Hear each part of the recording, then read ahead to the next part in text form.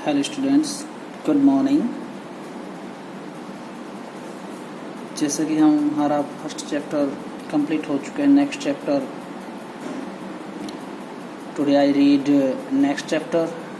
The name of the chapter sports and nutritions. Firstly sports and nutritions,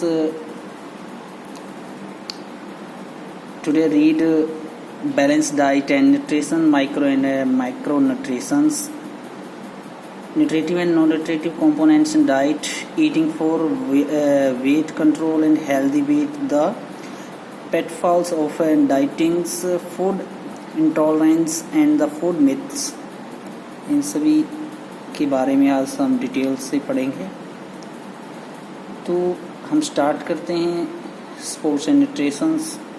firstly, body एक sports से related है या फिर others किसी भी कार्य को करने के लिए हमें एक ऊर्जा की आवश्यकता होती है।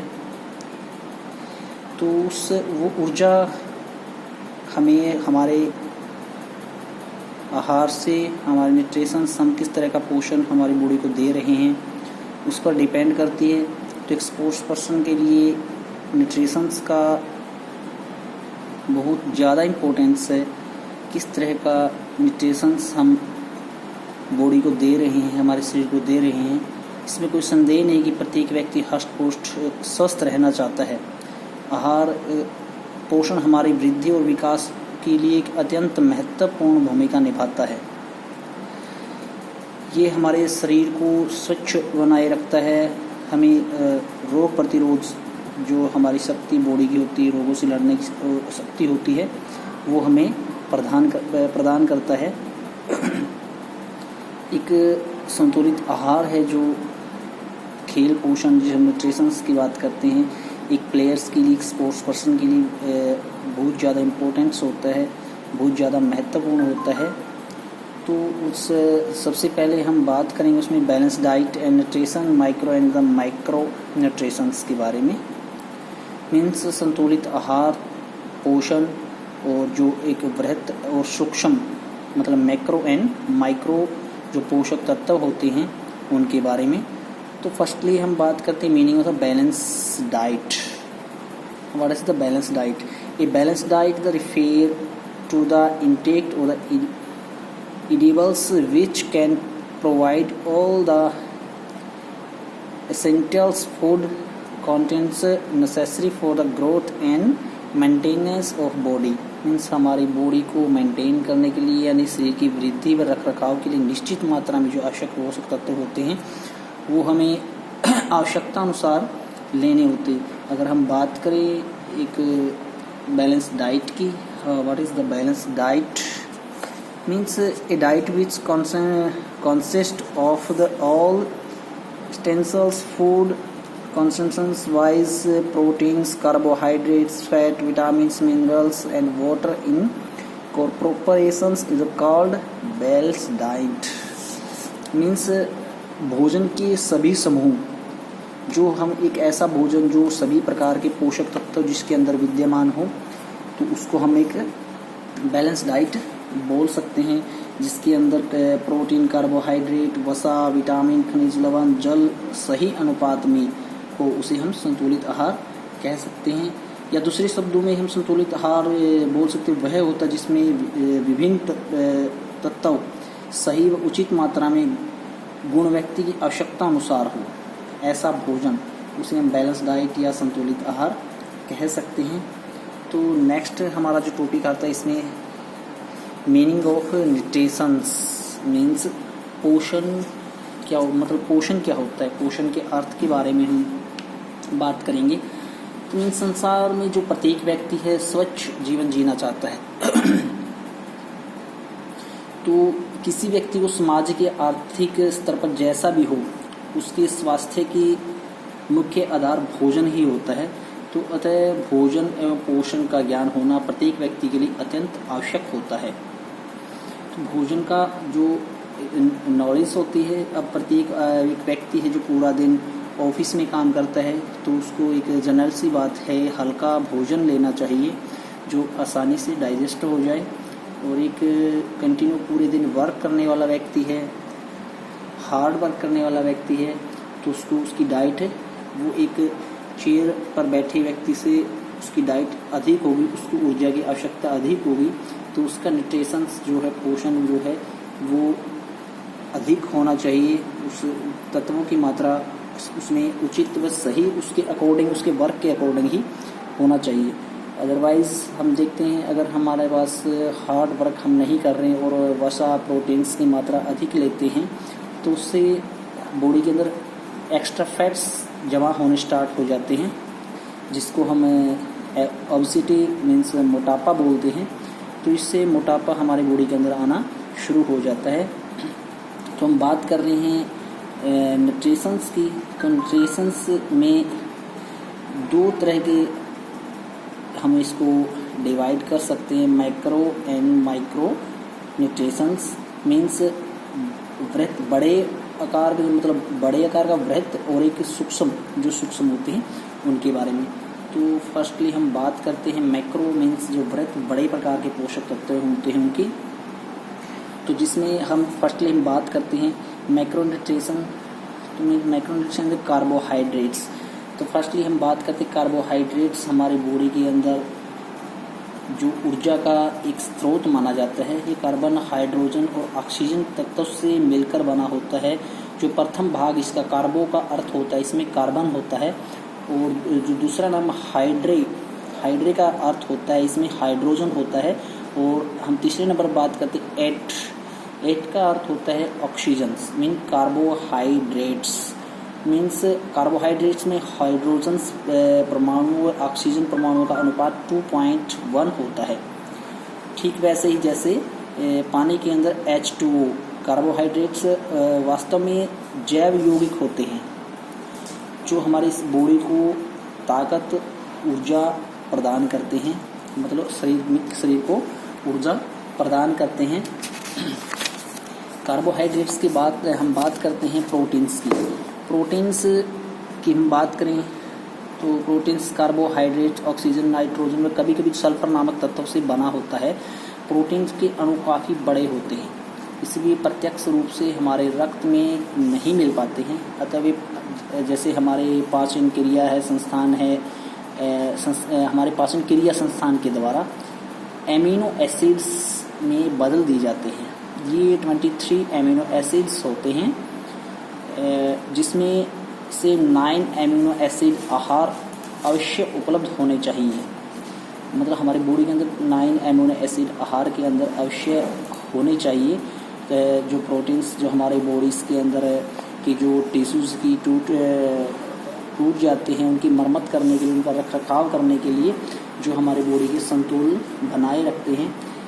जो हमारे नेल्स हैं या हमारे स्किन्स हैं, हमारे हेयर्स हैं, इन अंगों का इन निर्माण करने में मदद करते हैं हमारी। तो नेक्स्ट इसमें आता है हमारा फैट्स। हम फैट्स की बात करें, फैट्स नॉर्मल सी बात, वसा जो होती है, जो वसा कार्बन और ऑक्सीजन और हाइड्रोजन नामक तत्वों का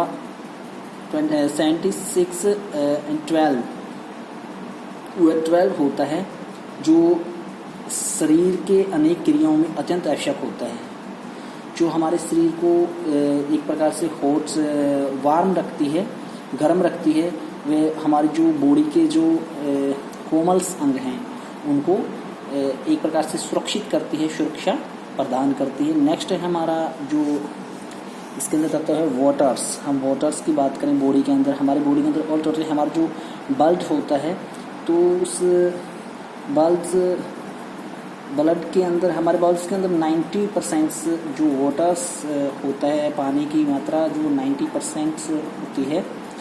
तो ये जो इसका मुख्य कार्य क्या होता है, वाटर्स जो बल्स होता है, जो वाटर्स बल्स के अंदर मिक्स होकर हमारे जो पोषक तत्व होते हैं वो उनको हमारी बॉडी के अन्य कोशिकाओं, शरीर की जो कोशिका, बॉडी की जो कोशिकाएं होती हैं, जिसको हम कोशिकाओं तक उसकी जो हमारा न्यूट्रिशन है, ऑक्सीजन है, उसको पहुंचाने में मदद करता है। हमारे बॉडी की टेम्परेचर को ठीक रखने में हेल्प करता है। तो ये थे हमारे जो वृहत मैक्रो न्यूट्रिशंस। उसके बाद जो हमारा नेक्स्ट आता है सूक्ष्म यानी माइक्रो न्यूट्रिशंस। माइक्रो न्यूट्रिशंस मतलब सूक्ष्म जो पोषण होता है हमारी बॉडी का, तो उसके अंदर विभिन्न प्रकार के माइक्रो न्यूट्रिशंस की हम बात करते हैं। तो माइक्रो न्यूट्रिशंस में जैसे खनिज आ गए, खनिज को भी हमने 2 पार्ट में डिवाइड किया जाता है, यानी माइक्रो खनिज जो इसके अंदर आते हैं calcium, potassium, sodium, magnesium, phosphorus और भी जैसे लोहा, आयोडीन्स, जो ये माइक्रो जो खनिज माइक्रो खनिज आ गए, जो ये मैक्रो खनिज थे जो मैंने अभी बताया, calcium, potassium, sodium, magnesium, phosphorus. उसके बाद आता है जो नेक्स्ट हमारा आता है जो माइक्रो मिनरल्स आते हैं, उसमें आयोडीन्स, फर्स्ट आयोडीन्स आता है, आयरन्स आता है और जो क्रोमियम्स आता है, कॉपर, तांबा आता है और कोबाल्ट आता है जो हमारे रक्तहीनता के लिए हमारा बचाव करता है। कोबाल्ट होता है रक्तहीनता का जो एक रोग होता है, उस तरह के उनसे हमारा बचाव करता है। जितने भी प्रकार के खनिज पदार्थ होते हैं, हमारे खट्टे फल, फलियां, पत्तेदार सब्जियां, मूंगफलियां, केला, टमाटर और साधारण जो नमक होता है, पिकल्स, अचार होता है जो, या फिर जो कच्ची जो हम जिनको हम फलियां बोलते हैं, या ब्राउन्स जो चावल होते हैं, तो इन चीज़ों से यानी अंडे, मछली, अगर दूध, इन आदि चीज़ों से हमें इस चीज़ की प्राप्ति होती है। तो नेक्स्ट हम बात करते हैं माइक्रो खनिज की। जो माइक्रो खनिज में था आयोडीन्स, लोहा, क्रोमियम्स और कॉपर्स और कोबाल्ट। तो इनकी प्राप्ति के साधन जितने भी प्रोटीन्स, विटामिन्स हमारे बॉडी के अंदर होती तकरीबन वो हमें या तो किसी खट्टे पदार्थ से, या दूध, फल, सब्जी, हरी पत्तीदार सब्जी आदि से, या जो जितने प्रकार के हमारे अनाज होते हैं उनसे हमें प्राप्त होता है। जो गेहूँ है, ज्वार है, बाजरा है, या फिर जो चावल है, इन चीज़ों से कार्बोहाइड्रेट्स की मात्रा सबसे अधिक होती है, जिसको हम सूखा अनाज बोलते हैं। उन पदार्थों के बारे में हम बात कर रहे हैं। तो नेक्स्ट इसमें जो नेक्स्ट पार्ट आता है जो हमारे माइक्रो न्यूट्रिशंस का, तो उसका नेक्स्ट पार्ट आता है विटामिन्स। हमारे बॉडी के अंदर भी अनेक प्रकार के विटामिन्स होते हैं, vitamin A, vitamin B, vitamin D, vitamin E. बस इसमें कुछ विटामिन्स होते हैं जो फैट्स के अंदर जो एक बार से घुलनशील जो घुल जाते हैं फैट्स के अंदर, वो होते हैं जैसे vitamin A, vitamin D, vitamin ई। तो इनको तो ये विटामिन्स होते जो वसा में घुलनशील होते हैं। उसके बाद वाटर स्टेबल्स सोल्यूबल्स विटामिन्स जो पानी के अंदर घुलनशील पदार्थ होते हैं, सॉरी विटामिन्स होते हैं, तो वो होते हैं पानी में घुलनशील जो होता है vitamin B, vitamin thiamins, vitamin B का ही पार्ट होता है, यानी थायमिन्स, विटामिन B2, विटामिन B2 नाइसिन्स, या फिर पैथोथेनिक एसिड्स, विटामिन B6 या विटामिन B7, विटामिन B9, यानी विटामिन बी के जितने प्रकार होते हैं वो तकरीबन वाटर्स के अंदर जो स्लेबल्स विटामिन्स होते हैं। तो ये था हमारा आज तक का माइक्रो एंड माइक्रो न्यूट्रिशंस का जो टॉपिक। तो नेक्स्ट हमारा जो टॉपिक स्टार्ट होता है nutritions and the non nutritive components.